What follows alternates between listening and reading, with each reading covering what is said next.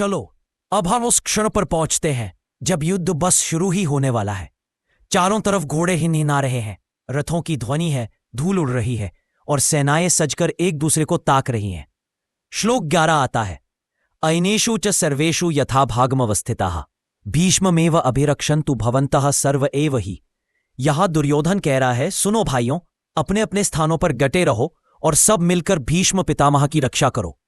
अब सोचो जरा, भीष्म जैसे महायोद्धा जिनका कोई मुकाबला ही नहीं, उनकी रक्षा करनी पड़े। दरअसल ये शब्द डर की झलक है। दुर्योधन जानता है पितामह हटे तो उसकी सेना की रीढ़ टूट जाएगी। बाहर से वह दृढ़ दिखना चाहता है लेकिन अंदर से घबराया हुआ है। अब आगे बढ़ो। श्लोक 12, तस्य संजनयन हर्षम कुरु वृद्ध पितामह सिंहनादम विनद्योच्चै शंखम ददमौ प्रतापवान। यहां एक नजारा है। भीष्म पितामह वृद्ध है लेकिन वीरता में कोई कमी नहीं। वे दुर्योधन की स्थिति समझते हैं और इसीलिए वे सिंह की तरह गरजते हैं और एक जोरदार शंखनाद करते हैं। अब यह सिर्फ शंख नहीं था, यह था एक संदेश कि मैं हूं यहां, डरो मत। ये पितामह का एक भावनात्मक समर्थन। अब उस शंखनाद से क्या हुआ?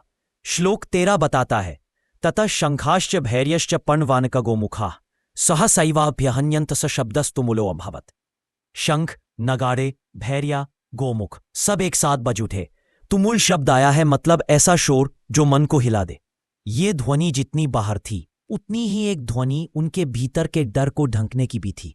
ये सब दिखाता है कि युद्ध सिर्फ रथ और शस्त्रों का नहीं होता, वो मन का भी युद्ध होता है। और अब सबसे सुंदर दृश्य आता है। श्लोक 14, ततः श्वेतैर्हयाैर्युक्ते महती स्यंदने स्थितौ माधवः पांडवश्चैव दिव्य रथ आता है। श्वेत घोड़े जुते हुए हैं, रथ पर खड़े हैं भगवान श्री कृष्ण और उनके साथ अर्जुन। वे अपने अपने दिव्य शंख बजाते हैं। अब ये कोई साधारण शंखनाद नहीं, ये है धर्म का उद्घोष। ये है हम न्याय के लिए खड़े हैं। ये है हम भीतर से भी शांत हैं। तो साथियों, इन 4 श्लोकों में ही पूरा युद्ध खड़ा हो गया है। मन का युद्ध, भावनाओं का युद्ध और धर्म अधर्म का संघर्ष। अब अगला क्षण वह होगा जहां अर्जुन का मन डगमगाएगा और श्रीकृष्ण की वाणी प्रवाहित होगी। वहीं से गीता की असली धारा शुरू होती है। आप तैयार हैं? आइए अगले भाग में उस अद्भुत संवाद की शुरुआत करते हैं। ओम तत्सत। तो साथियों, इन 4 श्लोकों में ही पूरा युद्ध खड़ा हो गया है।